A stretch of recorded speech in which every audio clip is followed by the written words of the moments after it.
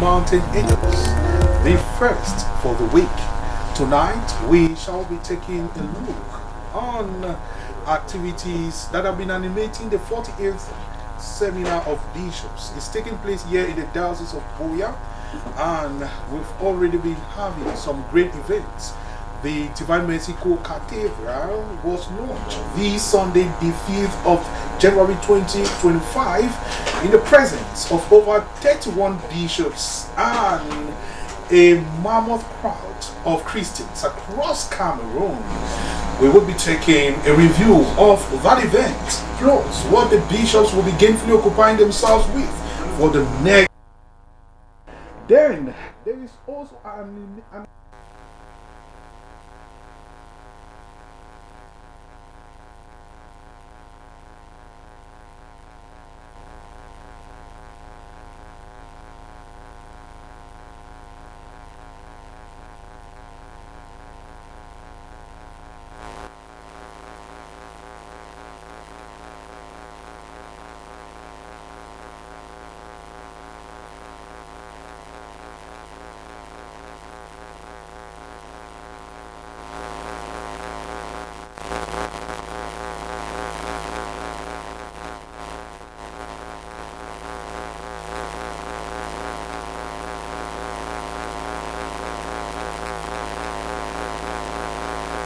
TV's objective to be very proximal to the viewers.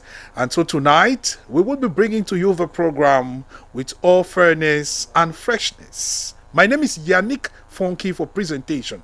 And tonight, I'm joined by a priest and a journalist who would be giving us a lot of information on our topics of discussion tonight. Tonight, I am here with my co-anchor, I should say, Reverend Father Ernest Epan, who today would be acting as a panelist. Father, Merry Christmas and Happy New Year. Christmas, Mr. Yannick, and Happy New Year to you. Yes, it's a very wonderful time finding ourselves in this beautiful location and having ourselves a very fanfare around here. I'm sure you are having a very high adrenaline rush like myself. Yeah. Yeah, Mr. Yannick, coming alongside all the bishops of Cameroon, including the retired bishops also, coming alongside with your secretaries, everybody, all eyes are on, Boya, expecting, something good from them, maybe to build the church, to make the church to be more one. The whole people are expecting much from that, and a kind of a blessing for the people of Boya for the first time, if I may say, after many years. Right. Very interesting. Very, very interesting. And of course, we're going to have a lot of discussions around their activities here in the Co-Cathedral. Right. Now, also here on the program, we have with us Augustine Wendom. This is a veteran in the field. He's been there for quite a long time. And when it comes to Catholic communication, you can count him because he was there right from when the first ever radio station, Catholic radio station in Cameroon was founded. That is Radio Veritas.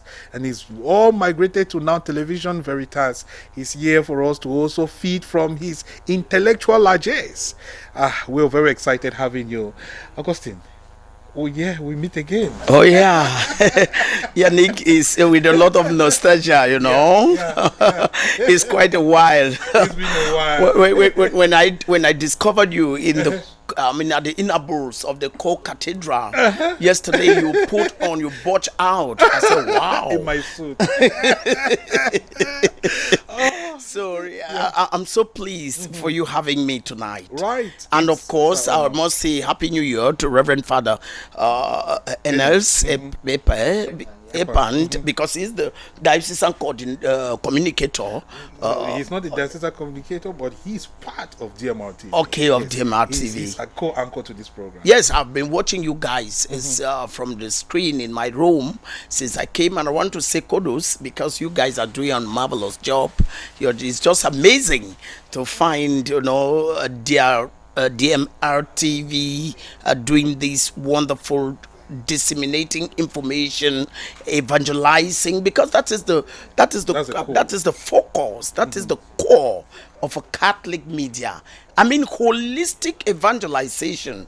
That is what is demanded of us, because the social doctrine of the Roman Catholic Church demands that we have to, a kind of disseminate information for the integral development of man, giving man the holistic and, of course, the dignity it deserves in a world which the dignity of the human person seems to be banalized. But the church is standing tall, making sure that it valorizes the dignity of the human person and bring man to the center of focus of every life. Right. Well, interestingly, we're going to get a lot from this man. I like to call him the moving encyclopedia, because he knows the facts and figures like you never know it. And so we're going to tap so much from him tonight. Right, dear viewers, if you're just tuning in, you're on to Mountain Acres, and it's beaming live from the inner bows of the Bishop Pius Our Memorial Pastoral Center here in the Diocese of Boya.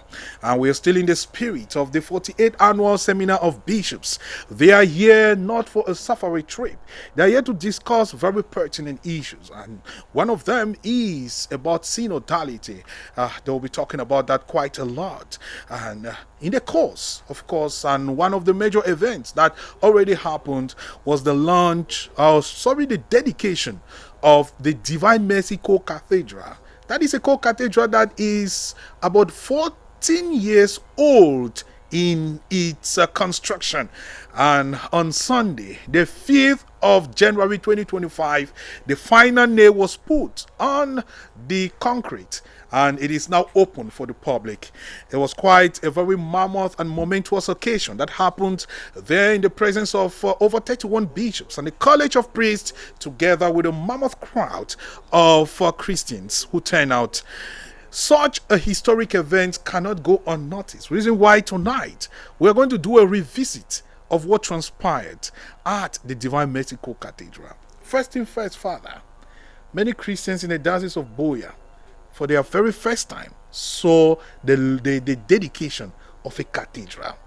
What a historic event. Yeah, thank you very much, Mr. Yannick. Most of us, a majority of the Christians in Boya, and we could say maybe the people of Boya, because you could see the Muslim, you could see those who were not even Catholics and non-Catholics in church, and people out of the south, and out of the country even.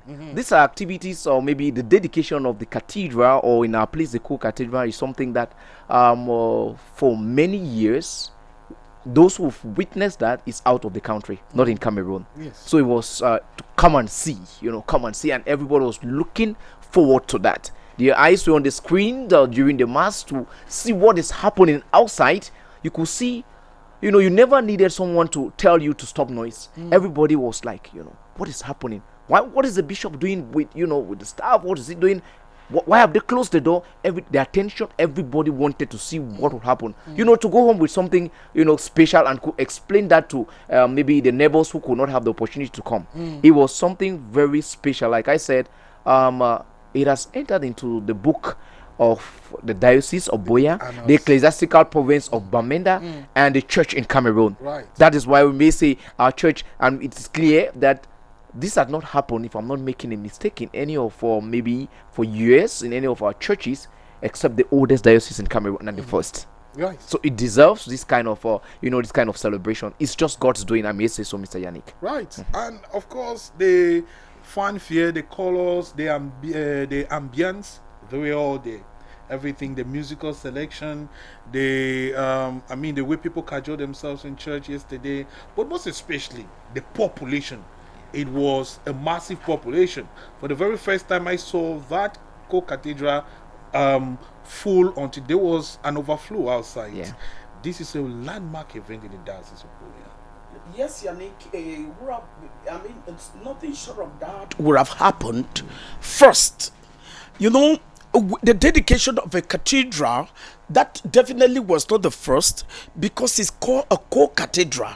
It means that there had been the dedication of a cathedral in Boya Diocese. But what was outstanding this time around is that the church in Boya Diocese had grown, geometrically in faith, and had grown leaps and bounds in infrastructures, telling you that what was dedicated yesterday, it was a temple for the worship of God that have a capacity of close to 3,500 seats.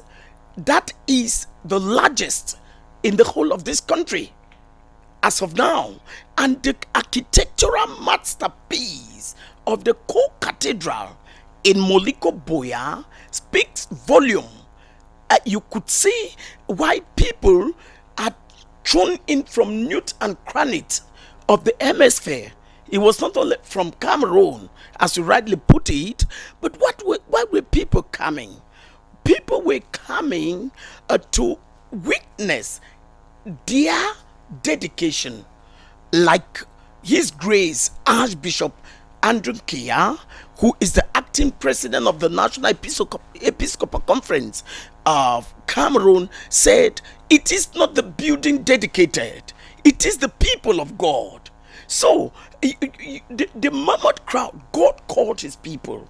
Because remember, I already tell people, it takes a whole community to raise up a priest, but it takes a whole nation to raise up a bishop. Because when the bishop is speaking, he is, the successor of the apostle. He is not speaking, he is not calling upon Catholics, he's calling on the people of God and people of goodwill. So the thousands that came, it was God who called his people. Okay? In the days of old, you go back to salvation history, you see when the prophet called, the people are not coming because it's a human voice that is calling, because God has anointed his servant to call his people so that the good news be proclaimed. And you could see when when Bishop Michael Miabisi Bibi was delivering his sermon, it was a transforming sermon, it was a clapping sermon, it was a healing sermon. You could get a rout, the crowd eroding that sermon, meaning God was speaking to his people. It's symbolizing that, the church in Boya Diocese had undergone spiritual revival, because Father rightly put it. Remember that it is the first diocese in Catholic evangelization as far as Cameroon is concerned. So it was a melting pot just to every human person. And I was so privileged, and I thank God for granting me the privilege to be part of such a divine event.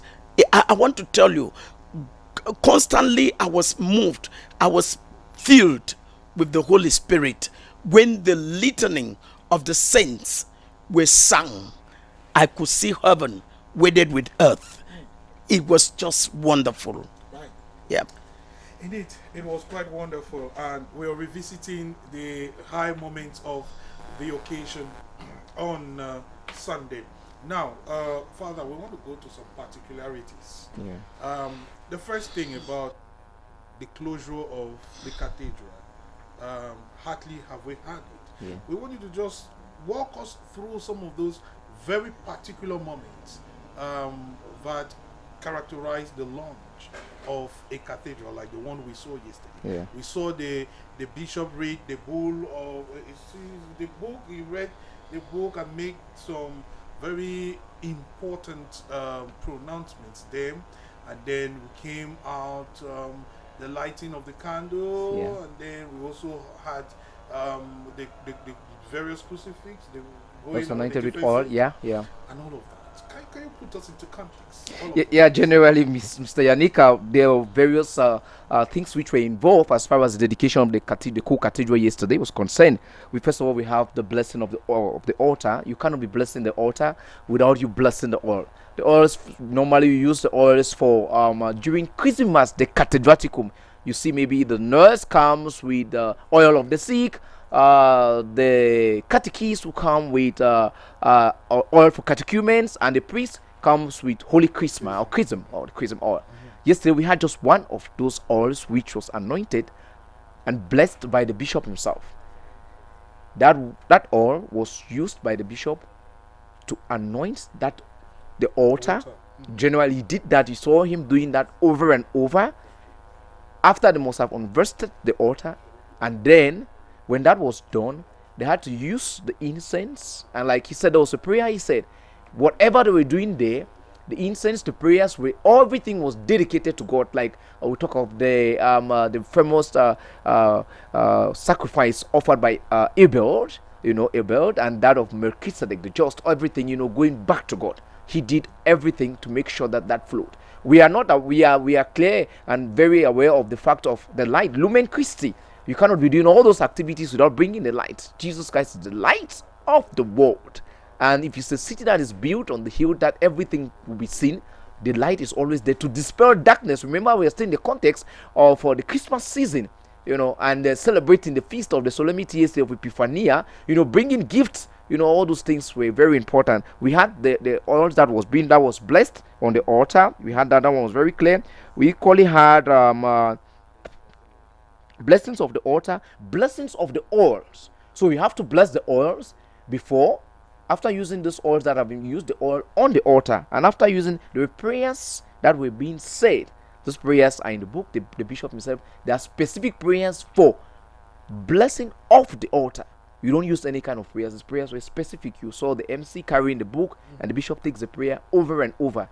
And then after the blessing, the liturgical elements that were being used, all of them, they have significance for this particular celebration to be carried out. So dedication is not something that you just get up from your bed and then you go on doing them. But then you need to follow all those steps one after another, and we had a litany of them. But the good thing, Mr. Yannick, that I will affirm that happened yesterday is that everyone's eyes focus to see what is happening. What is happening on the altar.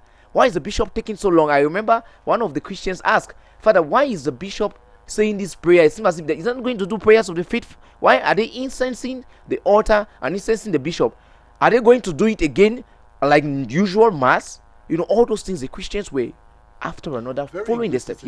Following to see what is happening. Is it that, and another one mentioned, is it that the church, the masses that have been celebrated here before the dedication of the co-cathedral, that the masses were not valid?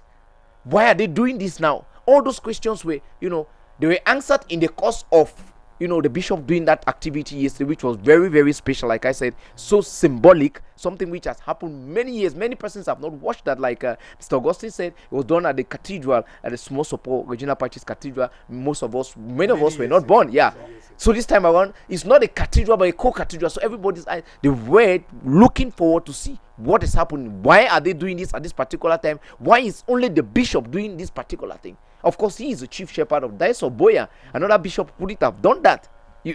So all those things, people paid attention, or the Christians that came from different directions, from different ends of the earth, paid attention to, to see what was happening, so that they could go back to explain these things to their brothers and sisters. There were serious things that were done yesterday, Mr. Yannick. I must testify. Right. We also saw even the blessing. Okay, yes, we talked of, yes. You had to, the oils of, you had the candles by the side of the church.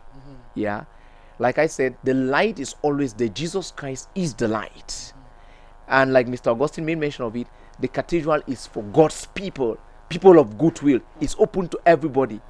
When you come to the church, the light symbolizes that we are not still in darkness, or we are not expected to be in darkness. We are supposed to be sons and daughters of the light.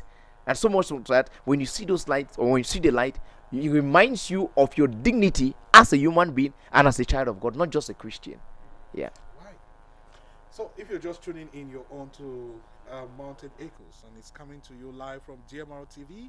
We are here at the exquisite explanate of the Bishop Pius Hour Memorial Pastoral Center here in Moliko, where we're doing this broadcast, and we are revisiting the high moments of the dedication of the Divine Mercy Co-Cathedral that took place here in Moliko. That was yesterday, Sunday. Augustine, the co-cathedral is now officially opened for use by the Christians of the Diocese of Boya. I think it is much more than a cathedral. It is big. How should the Christians capture themselves using this very beautiful piece that is in front of them? I think one thing should be clear, that a cathedral is the seat of the bishop. Yes. Secondly, a cathedral is a mother church of every diocese. The Christians, it is not the beauty, the magnificent nature of the cathedral that should be talked about. It should be the faith practice, the faith professed, the faith, professed, the faith practice, the faith prayed, and the faith lived of the Christians and people of goodwill that were entered into a dedicated cathedral to have an encounter with God. It should not be a place for safari. It should not be a place of distraction. It is not a place for social encounter. It is the place, it is Mount Zion, where children of God come to encounter God in spirit and in truth. That is how the cathedral is. And when I was listening to the homily of His Lordship Michael Miabisi Bibi, the resident bishop of Boya Diocese, he said the people of God in Boya is going to go ahead and request the Vatican to declare the co-cathedral, a minor basilica, to which I agreed. The architectural masterpiece of the Divine Mercy Co-Cathedral merit and deserve to be a minor basilica. Because if you look at the Basilica of Mary Major in the Vatican, it is a reminiscence. You getting it? And giving if the wish and the fervent prayers of the bishop and the people of God in Boya Diocese will see the Holy Father in a Papa's bold declared the Divine Mercy Co-Cathedral as a minor basilica, it automatically becomes a pilgrimage center, a center of spiritual reference. Even without being a minor basilica, dedicating such a beautiful cathedral for the worship of God will pull people of God from east, west, north, and south. Mind you, it's not only for the dedication. The echoes have gone. Divine Mercy radio and television projected it to the global earth. People from all over this country and beyond will be visiting soonest to live for themselves such a wonderful Divine Mercy Co-Cathedral in the heart of Boya.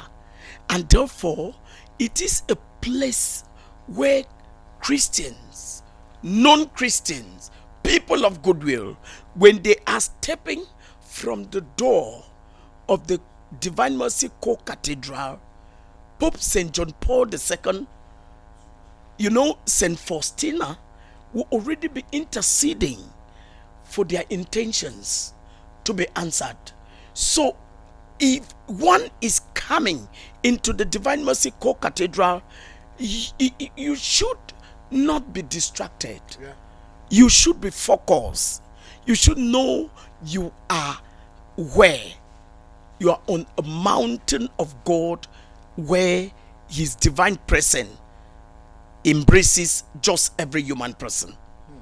Yes. Right. That's interesting.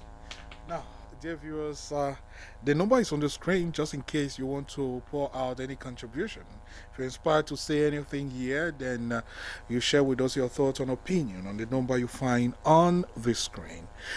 While we're going to be having discussions around the Divine Mercy Cathedral as the weeks unfold, we just want to have a very quick look on some of the other activities that the bishops will be engaging themselves on. Remember that this is only the second time the Diocese of Boya is hosting the bishops in the occasion of the annual seminar, call it the Bishops' Annual Seminar. The first was in 1979. That is over 39 years, or should say 47 years ago, that the bishops. So the whole occasion started in 1978, and the Diocese of Boya hosted it. The second diocese to host it in 1979, and this is 2025. The Diocese of Boya is hosting again. And we are talking about something very important. It's about synodality.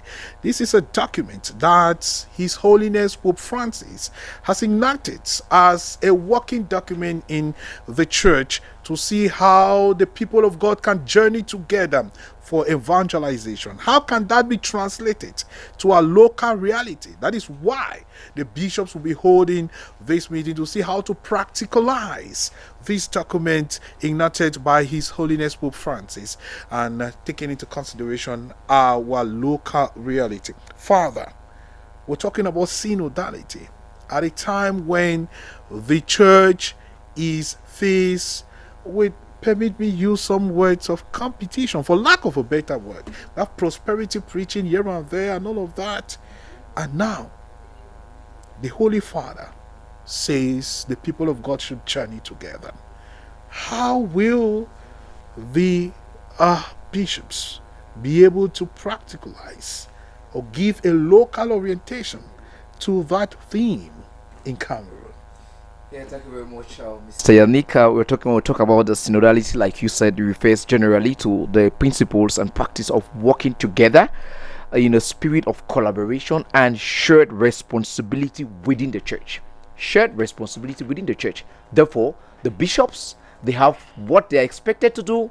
The priests, they have what they are expected to do. The deacons, per se, they have what they are expected to do. Religious men and women, they have what they are expected to do. The lay faithful, they have what they are expected to do. All in communion. Nobody is going to his or her own direction. That is what the word synodality sincerely maybe explain to our brothers and sisters out there. And the Pope thinks alongside with the bishops that this is the best and the better way for this faith to be shared, to be disseminated, to be listened and to be chalked on, to that everybody will participate. No one is left behind. It's not a kind of maybe a top to bottom kind of stuff, but it's kind of a bottom. There's kind of a movement, bottom to top. That takes everybody into consideration. Everybody has to do something. Everybody has to do something. And like the normal parlance in the quarters that we say, many hands makes a light job. You know, many hands make a light job. And then bring in maybe economics into it. We're talking about kind of division of labor, but in a church's spirit, that everybody has to do something, and it will make it to be lighter and easier for everybody to move towards Jerusalem, or maybe the heavenly home, which is heaven. And the Pope thinks that if this is being done, supported by everyone, it will make the activities of the church to go on smoothly, despite the difficulties that we are facing in our country in particular. Right. Now, I want to ask you that same question. Yeah. How do we practicalize synodality? We know our Cameroon context. Yeah. We have our own local realities. It's different from those in the US. Good. And then inside Cameroon, we still have different dioceses. That's right. With different contexts. The Christians of Manfi have a different context with those of the far north. So these bishops coming from different dioceses, how do they put together their thoughts and opinion and make this working document a masterpiece for a national orientation? A beautiful question there, as Father Ernest actually, analyzes synodality. I want to say that the encyclical of Pope Francis, Evangelii Gaudium, the Pope, who is infallible, the sovereign Roman pontiff, the church has discovered that the joy of the gospel was actually being effaced from man.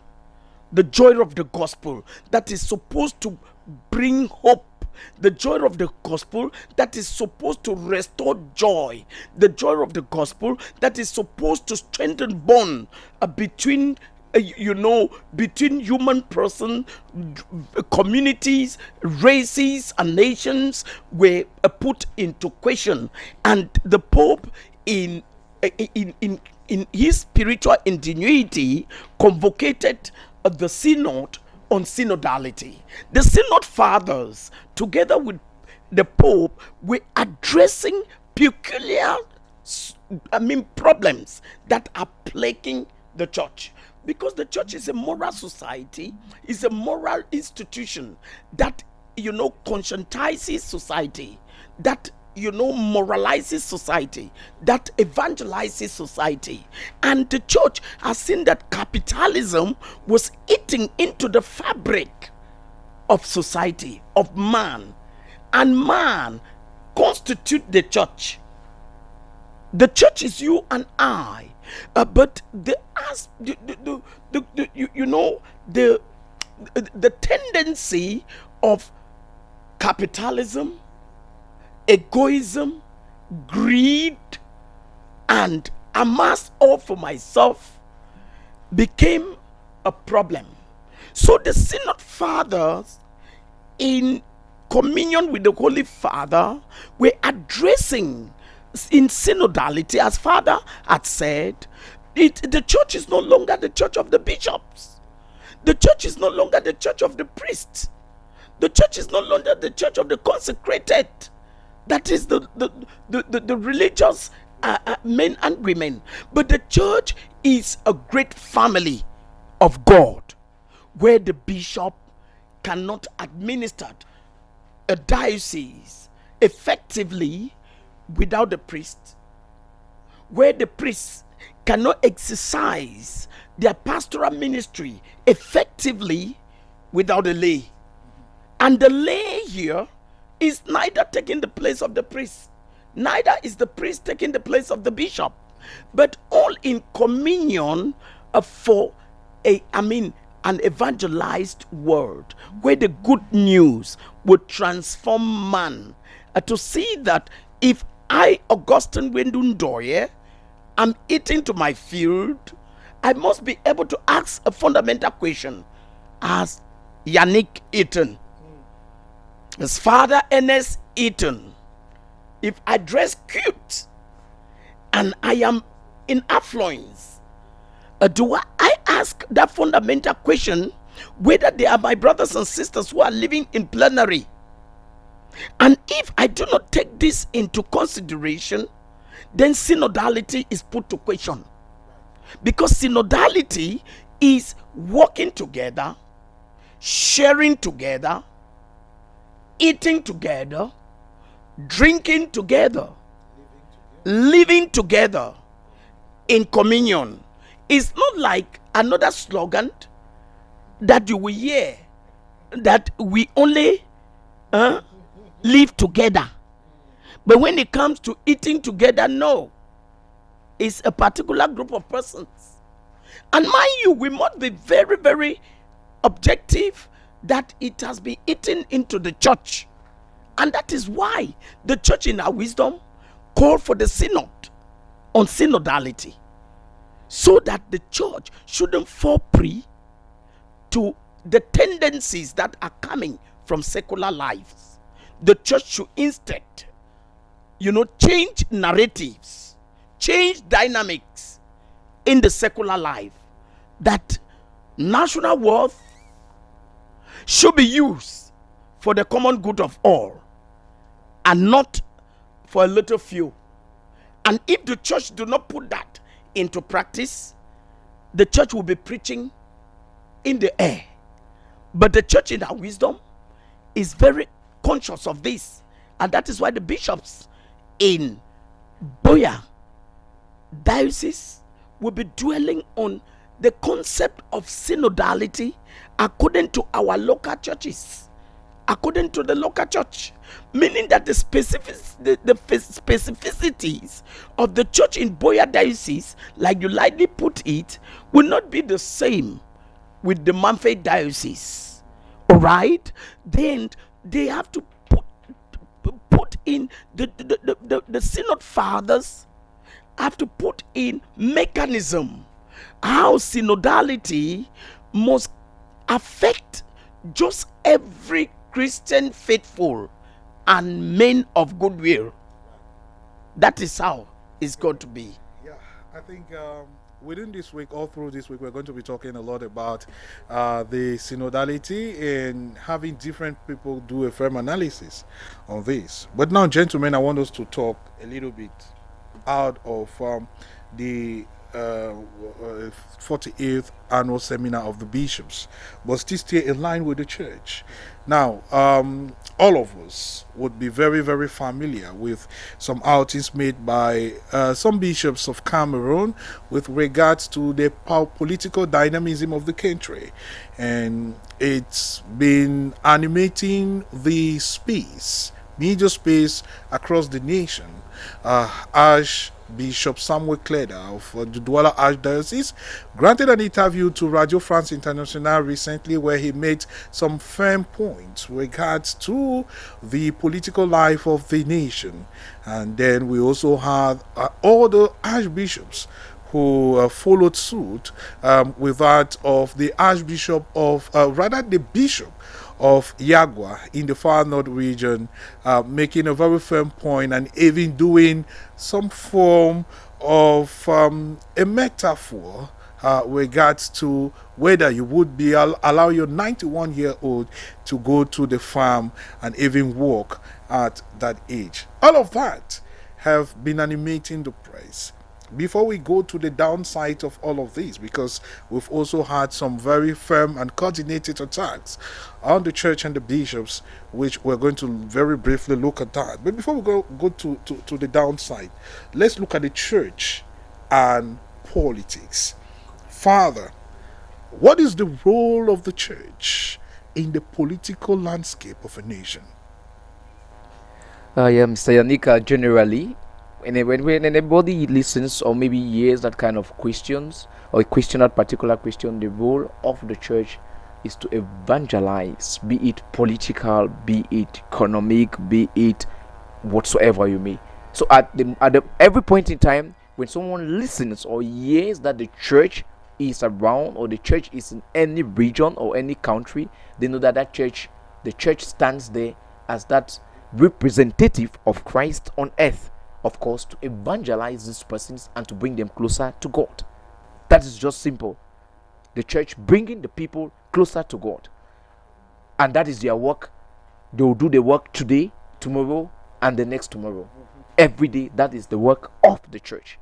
No matter the political, maybe wherever you find yourself in, maybe in politics or whatsoever, their duty and their responsibility is to evangelize the people of God, be it black, be it white, be it from the north, from the south, from the east. Their work is to evangelize the people of God. And so much so that much is expected from them, especially in situations where things are not well handled. At times, some persons may think that they are not doing their job, but of course, God's ways will never be man's ways. And so God takes his time to do what he wants to do, using his servants, his ministers here on earth at the right time. And whatever they expect from those persons, when God will say yes, those things will happen. Right. Now, Augustine, there's been a lot of discussions around the role of the church and the role of the nation with having, people talking about the church is not supposed to meddle itself into politics, but stay within the confines of spirituality and all of that. Because when you start meddling into politics, you start bringing some divide and rule in the church premises. How do you situate all of this? Yannick, I want to say that ignorance should be the greatest disease that is incurable. These are people who do not know the social doctrine, the teachings of the social doctrine of the Roman Catholic Church. It demands that a good Catholic Christian faithful should take active part in the political life of his or her nation, because it is from governance that comes leadership. And what is governance? It is the political life of a nation.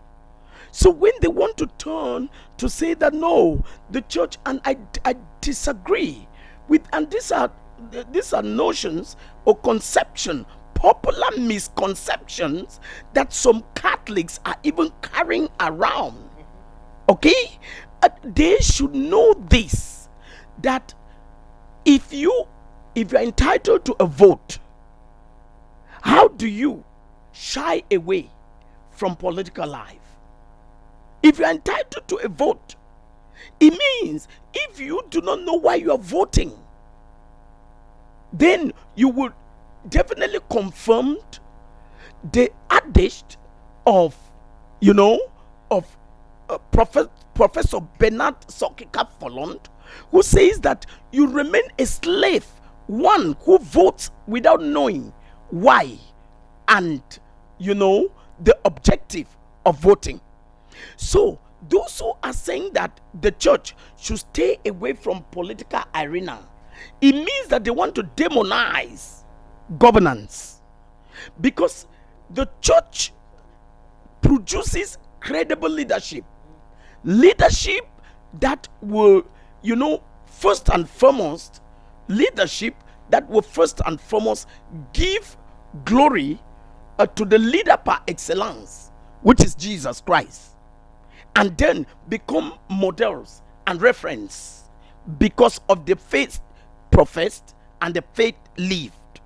And if people are saying that, oh, the church should stay away from political life, I say no, that is intellectual dishonesty. Who is a bishop? The bishop of a Roman Catholic diocese is the successor of the apostle. Did they moralize politicians? The answer is yes.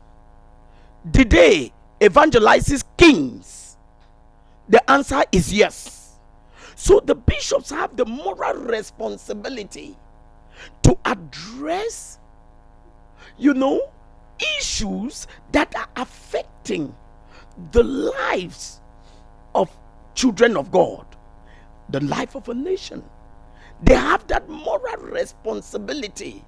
They are not condemning an individual, but they address his issues in order that there should be good governance, there should be conscientious way of administering people, there should be at least the demonstration of morality in public institutions.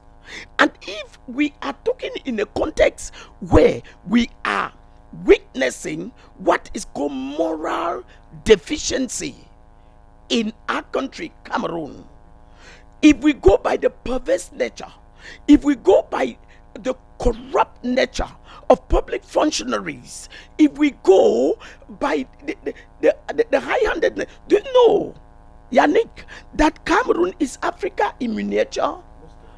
What does that mean?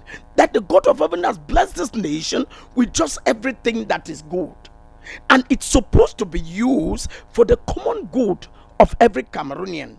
But if that wealth of the nation had been hijacked by a little few, where the majority are living in abject poverty and misery, do you want the church to stand and watch? No. The church's mission is to stand on the side of the poor, the downtrodden, to be the voice of the voiceless. Only the church can speak for a people who are oppressed. And we think that you cited my bishop, His Grace Samuel Clayder, during the pilgrimage, because in the Archdiocese of Douala, every Christian faithful and people of goodwill converge at the esplanade courtyard of the cathedral parish. Okay, for the solemnity of Mary, the most holy mother of God. And this year was marking the 58th edition of the World Day for Prayer of Peace. What is peace? The factors that guarantee peace for a people, it is when the people can put food on their table. It is when they can get medications. It is when they can get access to education. It is where they can feel valorized. And these are prerequisites for meaningful development.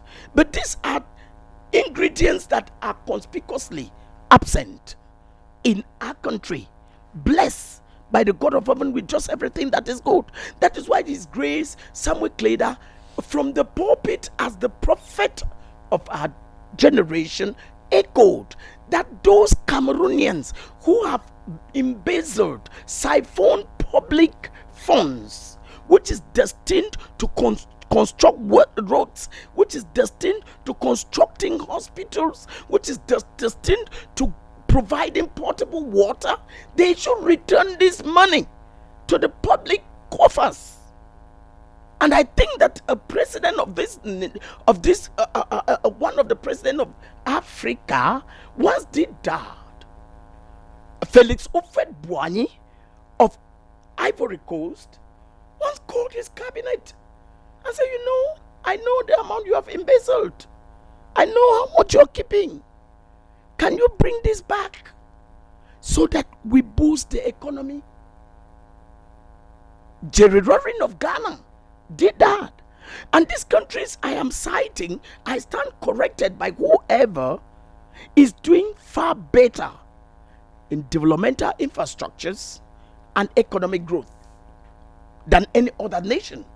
And I think this is public morality is coming from countries that has listened to the prophet of their time, not like condemning, not like mounting defenses. No, it's not done. You and I are Cameroonians, and we are living here, and we know what is happening. That a single Cameroonian had embezzled money that could be roads in the whole of Southwest region, and farm to market roads.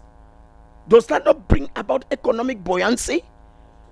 Beautiful. But once it is absent, is repugnant, and the pastors of the good news cannot stay mute.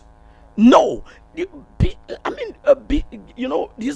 Monsignor Bartholomew Yauda Orgo of Yagwa Diocese echoed the same message, and Monsignor Emmanuel Abo, I had interviewed all of them on this subject. Yes, of course. Mr. Augustine, you are going a bit. We have just Ibrahim Traore here at Burkina Faso, did the same, and he gave us 48 hours. And Mr. Yannick, you agree with me that there were state cars that were brought money, state money that people embezzled. And like he said, the church has a lot to do.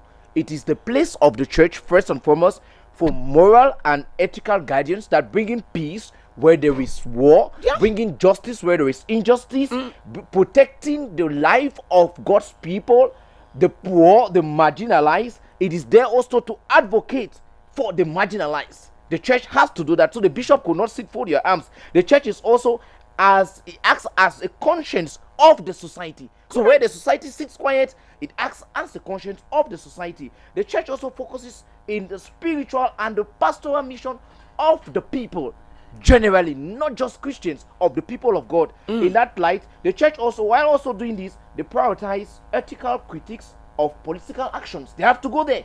So that is why the Archbishop of the Archdiocese of Douala could not stay quiet, and his other colleagues could not stay quiet. They could not fold their arms and see things falling apart, like the famous book of Chinua Achebe. We could not fold our arms and see things falling apart. They had to do that because one of their reasons also, or one of their functions, is to promote peace and social justice in the society. And Cameroon is their country. They could not fold their arms. They are also there to guide the political engagement of the Christians, educate them, to help them addressing issues of political issues. So they could not fold their arms while all these things are happening. It's as if their eyes were closed, but then their eyes are not closed. Reverend they have Father to do that. Ernest, Yeah, Mr. today we are making mention of 3 bishops. Mind you that there are 26 bishops. We are not talking 26 bishops in active service. Yeah. Mind you, elections in Cameroon is still far up there. It's not tomorrow. Okay, though it's in 2025, and mind you that the elections in Cameroon is coinciding with the Jubilee year. What is a Jubilee? What is a Jubilee? If you read from the book of Deuteronomy chapter 25, a Jubilee is a year of repentance. A Jubilee is a year of radical conversion. Jubilee is a year of spiritual revival and renewal. A Jubilee is a year of deliverance from the yoke of sin. That is a Jubilee year. And I want to believe me, that before the elections, you have many prelates of the Roman Catholic Church taking some central stage to moralize the society. Remember that the Anglican Archbishop of South Africa of blessed memory, Desmond Tutu, once said that the highest portion of hellfire is for those who stay silent in the face of evil. And the church cannot stay quiet in the face of evil. We have been humbled in this nation by ugly trophies of the highest corrupt nation on planet Earth. But we are a highly indebted poor nation. Suffering from the yokes of the burden of debts from rich nations. Why are some of our brothers are stocking their account with ill-gotten money, which is destined for the nation? Remember, when you listen to the State of Nations address of the President of the Republic, he came hard and frowned at some of his ministers, because he addresses that the road network infrastructure in the country is deplorable. He cited the issue of the fact that Cameroonians do not just have access to the national identity card.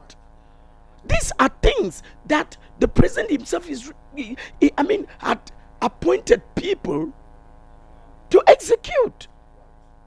It's a preoccupying situation. Now, let us not also forget the fact that in 2024, in the Bishops' Conference, they didn't make mention of the fact that Cameroonians should go and register and vote. And we saw a massive turnout.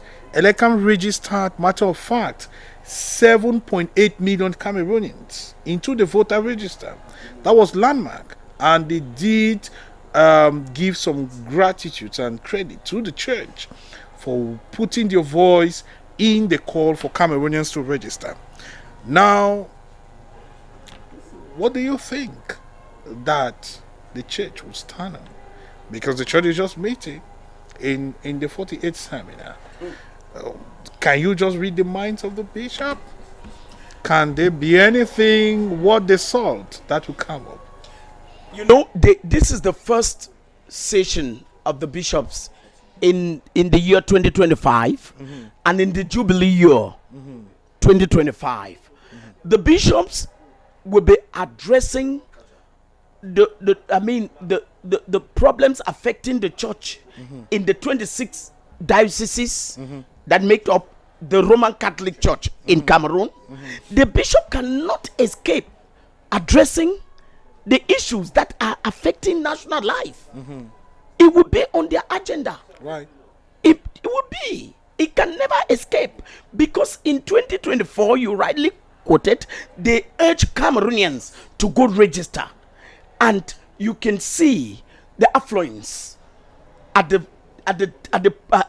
different registration centers. Is still ongoing now, because registrations have been opened this January. For Cameroonians who did not register last year, there's still chance to do so. Why are the bishops asking Cameroonians to go registered? Because the electoral contestation in this country since 1992 had evolved around the scenario of voter apathy. Voter apathy, which comes to question the credibility of an elections, because we're looking at our population. The demographics are pointing in the horizon of 30 million. Yes, inhabitants.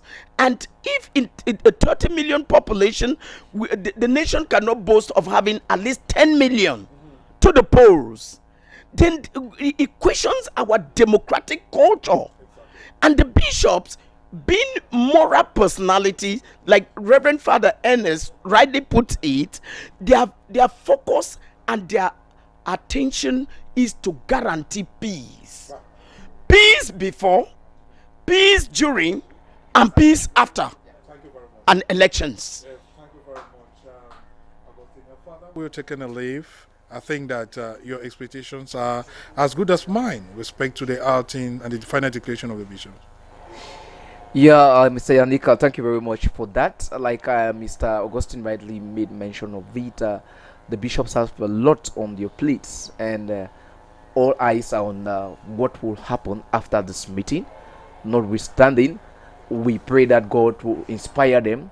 For one thing, that peace should reign again in Cameroon. That is the best that the people of Cameroon are expecting from the bishop. Nothing else. Thank you very much, gentlemen, for yes. I know our time is out. Yes, I just want to say that as a Catholic Christian media, our focus, our wish is that after elections, the victor should be congratulated, and the vanquished should honorably accept defeat, not contestation anymore. Right. That is what we are looking forward to see in order to advance our democratic culture in this country. Thank you very much, gentlemen. And of course, dear viewers, it is here we place a cap on today's edition of Mountain Echoes. Thank you very much for watching. We would be together again this Tuesday, where we'll have lots to talk about. I am Yannick Fonke for presentation, and I was joined together tonight by Father Ernest Epa. Father Ernest Epa is a co-anchor to this program, but today acted as the panelist.